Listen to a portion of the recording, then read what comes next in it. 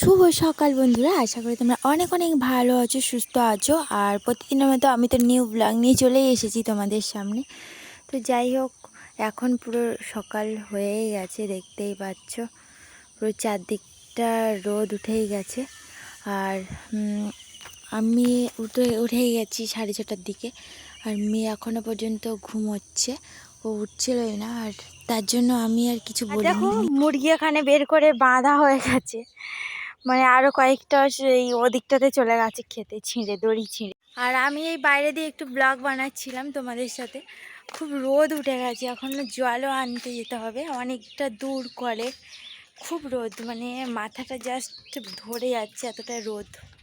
যাই হোক, দেখো গাছে বেল ধরে গেছে, মানে বেল তো ধরেই ছিল অনেক দিন। তো আমি তো বিশ্বাসই করছিলাম না যে 1 বছর লাগে বেল পাকতে। পুরো আগের বছর চৈত্র মাস শেষ হয়েছে, মানে শিব ঠাকুরের মাস আর কি, চড়ক শেষ, বেলও শেষ, তারপরে বেল সবে সবেই ধরেছিল। আর এই যে চৈত্র এলো, পুরো 1 বছর লাগছে বেল পাকতে। আমি সত্যি জানতাম না এটা।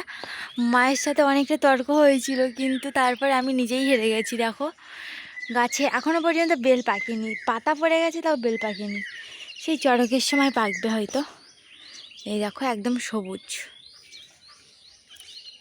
দেখতেই পাচ্ছ কি অবস্থা, বেলগাছে একটাও পাতা নেই। যাই হোক, দেখো এখানে রান্না বান্না করে নিয়েছি। আর তখন রান্না করার সময় একদম ব্লগ করার কথা মনেই ছিল না আজকে, কারণ একটু তাড়াহুড়োর মধ্যে আছি। ওরা সকাল থেকে না খেয়ে আসছে, তাড়াতাড়ি করে রান্নাটা করে নিচ্ছি। এখানে বেগুনটা দেখো পোড়া পোড়া করে ভেজে নিয়েছি।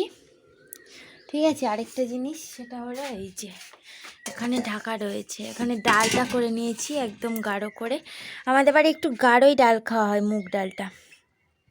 মুগ ডাল হোক আর মুসুর ডাল হোক, যে কোনো ডাল গাঢ় করে না খেলে আমারও ভালো লাগে না। খেয়ে খেয়ে এমন একটা অভ্যাস হয়ে গেছে, লাস্টে পাতলা ডাল যখন করা হয় তখন একদম মানে বাজেই লাগে। তোমরা জানো যে একটা জিনিস খেতে খেতে হঠাৎ যদি একটা রুচিসম্মত জিনিস খেতে খেতে অন্যরকম খাওয়ানো হয় কেমন লাগে। আর এখানে ভাত হয়ে গেছে, ভাত একটু এই কদিন জলটা বেশি পড়ছে, ফ্যানটা ঝেড়ে নিয়েছি। এই যে ফ্যান দেখো, একদম গাঢ় ফ্যান। আর এই ফ্যানটা আমার মেয়ে খাবে এখন, কারণ এটা একদম দেশের চালের ভাত আর কি, কোনো রকম কেমিক্যাল দেওয়া নেই, কোনো গন্ধও করে না ফ্যানটা। আর এটা খুব হেলদি হয়, সেটা যারা যারা খায় তারাই জানে। আমরাও ছোটোবেলাতে খেতাম আর কি। আর এমনিতেই আগেরকারের লোক তো এই সবেই খেয়ে খেয়ে মানুষ। তখন তো এতটা মানে ভাত চাল আটা এত কিছু ছিল না, আগে বেশিরভাগ ভীষণ অনাহার দরিদ্র ছিল আর কি। আমার মারাই নিজেরাই গল্প করে যে আমার মাও নাকি এরকম ফ্যান খেয়ে খেয়ে মানুষ আর কি, আমার বাবাও তাই। তো তারপরে এখন তো যত উন্নত হচ্ছে সব লোকের অন্যরকম। আমিও নিজে খাই না তো তোমাদের কি বলবো। তো আমার মেয়ে কিন্তু খুব ভালোবাসে ফ্যান খেতে। তো তার জন্য একটু দেখলাম যে ভাতটাও বেশি হয়ে গেছে, মানে ভাতে জল দেওয়াটাই। আর তাও একটু ফ্যানটা বের করে নিই, আমার মেয়েও খাবে।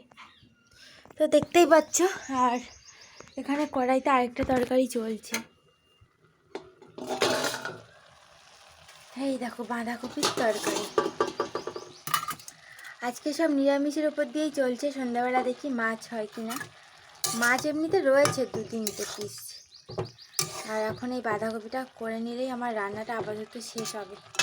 তারপরে এখন জল আনতে যেতে হবে। তো তোমরা সাথে থাকো আর ভিডিওটা দেখতে থাকো। আর কি বলবো বলো, যা গরম পড়ছে আজ থেকে, সত্যি ভাবার ব্যাপার। তারপর বন্ধুরা এখন স্নান করে নিয়েছি, এখন বাজি দুপুরে 1টার। এখন চলে যাচ্ছে একটা পার্সেল নিয়ে আসতে। তো পার্সেলের কাকুটা ফোন করলো যে চলে এসো, তো তার জন্য চলে যাচ্ছি।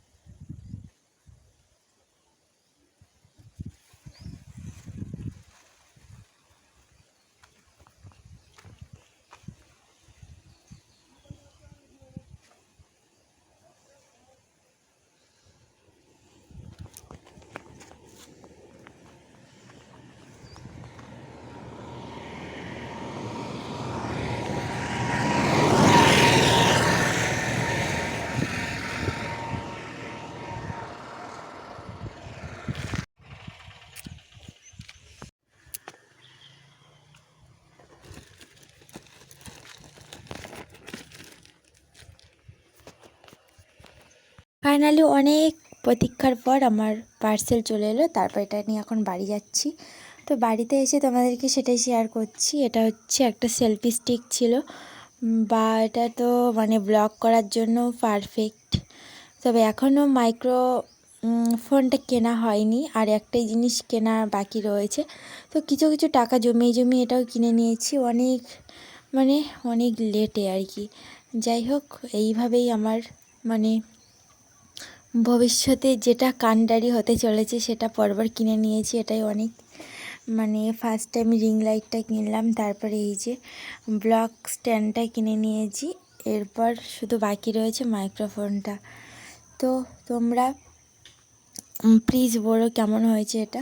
খুবই কম দামের মধ্যে, 174 টাকা নিয়েছে এটা, এই যে ব্লুটুথ স্টিকটা।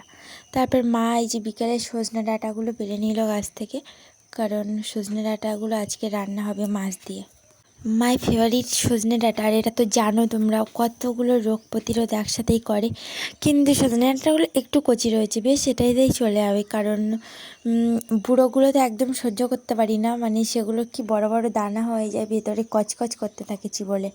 আর এরকম কচি কচি খেতে তাও ভালো লাগে। আমার মেয়ে দেখো কী করছে এগুলো নিয়ে। তো এগুলো এখন কেটে নেব, আর ততক্ষণ তোমরা সাথে থাকো, ভিডিওটা অবশ্যই করে দেখতে থাকো।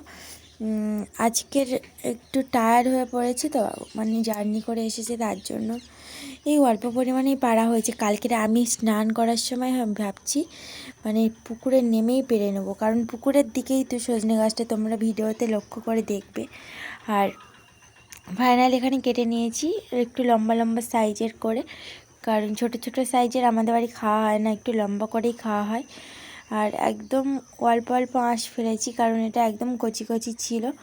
তারপর সন্ধ্যাবেলা এই যে ধূপটা জ্বালিয়ে নিচ্ছি, মশা মারা ধূপ। প্রচণ্ড পরিমাণে মশা ঘরের মধ্যে, এটাই মশা একটা পা ফেলা যাচ্ছে না কোথায়। আর ছোট্ট ছোট্ট মশার বেশ কামড়ালে কিন্তু অনেকক্ষণ জ্বালা করছে, চুল করছে। আর জানো তো মশার ডেঙ্গুর ছড়াছড়ি, ম্যালেরিয়ার ছড়াছড়ি। আর এখানে আমি একটু মুড়ি নিয়ে নিলাম অল্প করে, পেঁয়াজ, তেল, আর নিয়ে নিয়েছি বাড়ির গাছের টমেটো। তো কুচিয়ে নিয়ে আর এটা মেখে নেব এখন। তো আজকের ব্লগটা আর বেশি বড় হবে না, এখানেই শেষ হবে। তো কেমন লাগলো আজকে সারাদিনের জার্নিটা অবশ্যই কমেন্ট করে জানিও। তোমাদের সাধ্য মতো আমি সব কিছু শেয়ার করার চেষ্টা করছি। আর এখানে মা এখন বানিয়েছে কুলের আচার, তো একটু বেশি পাতলা করে রেখেছে, কারণ আমার বাবা একটু পাতলাই খেতে ভালোবাসে। তবু খাবে কি না কে জানে, একটু খেতে চায় না, টক টক তো। তো কুলের আচারটা আমার মেয়েরও ফেভারিট। তো এখন খাওয়া যাক, আর আজকের ব্লগটা এই পর্যন্ত থাক। সবাইকে গুড নাইট জানাচ্ছি, কেমন হয়েছে জানিও, আর ভালো লাগলে একটা লাইক করে যেও প্লিজ, আর সাবস্ক্রাইব করতে একদম ভুলে যেও না। টাটা।